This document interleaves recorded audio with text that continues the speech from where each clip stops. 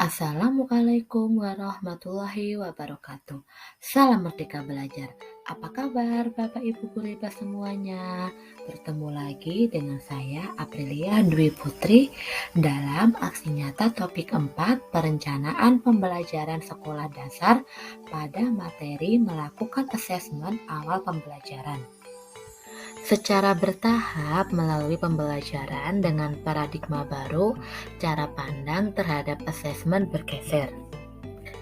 Asesmen tidak lagi sekedar menjadi tahap pelaporan dan penilaian kemampuan murid. Jadi, asesmen adalah proses pengumpulan dan pengolahan informasi untuk mengetahui kebutuhan belajar, perkembangan, dan pencapaian hasil belajar peserta didik. Tujuan asesmen yang pertama, memantau atau memonitor kualitas pembelajaran. Yang kedua, sebagai umpan balik perbaikan pembelajaran. Asesmen bertujuan untuk memahami posisi murid dalam rentang pembelajaran tertentu. Dengan demikian, perkembangan belajar murid dapat teramati dari waktu ke waktu.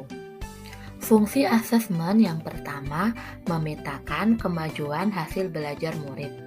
Yang kedua, dirancang dan dilakukan sesuai dengan fungsi umpan balik.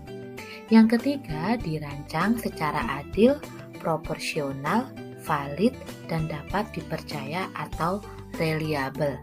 Yang keempat, asesmen merupakan laporan kemajuan belajar dan pencapaian murid bersifat sederhana dan informatif. Yang kelima, hasil asesmen digunakan oleh murid, guru, tenaga kependidikan, dan orang tua sebagai bahan refleksi untuk meningkatkan mutu pembelajaran.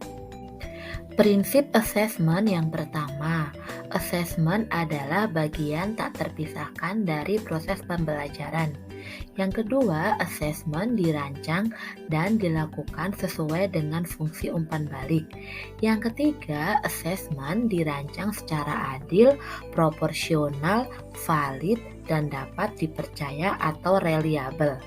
Yang keempat, asesmen merupakan laporan kemajuan belajar dan pencapaian murid bersifat sederhana dan informatif. Yang kelima, hasil asesmen digunakan oleh murid, guru, tenaga kependidikan, dan orang tua sebagai bahan refleksi untuk meningkatkan mutu pembelajaran. Ada 3 kata yang berkaitan dengan fungsi assessment. Yang pertama, assessment as learning.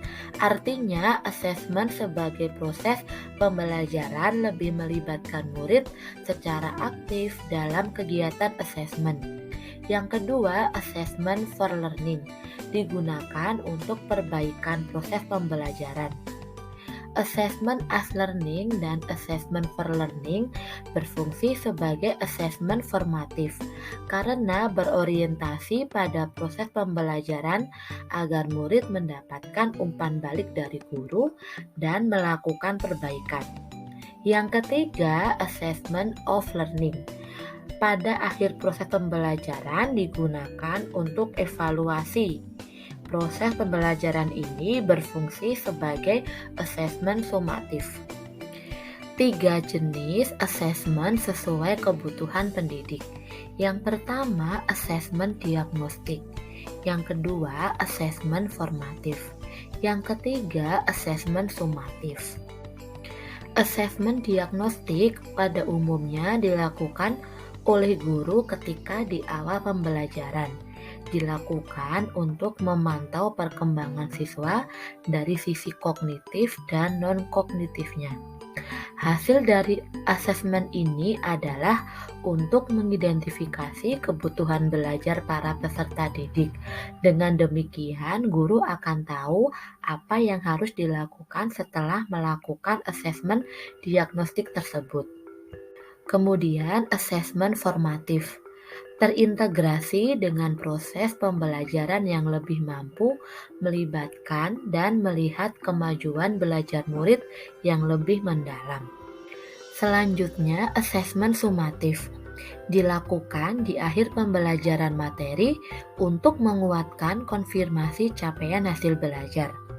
Asesmen sumatif pada akhir semester merupakan pilihan jika diperlukan konfirmasi capaian lebih lanjut.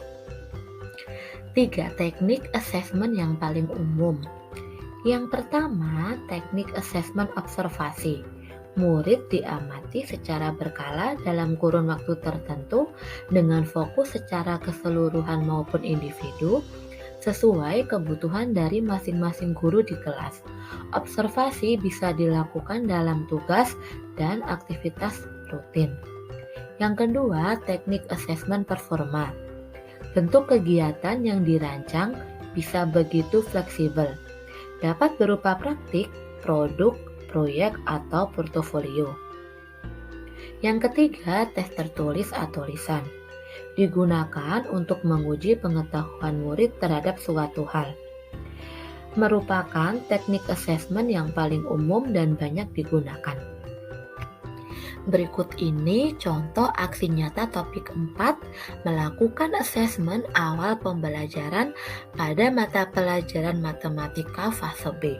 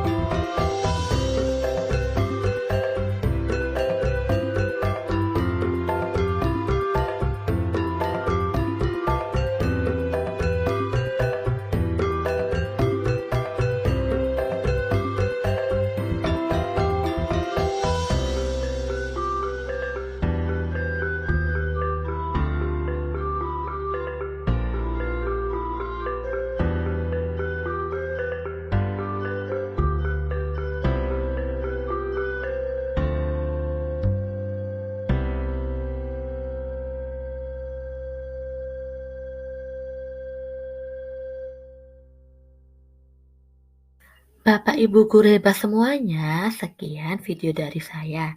Semoga bermanfaat ya. Salam Merdeka Belajar. Wassalamualaikum warahmatullahi wabarakatuh. Jangan lupa like dan komen ya.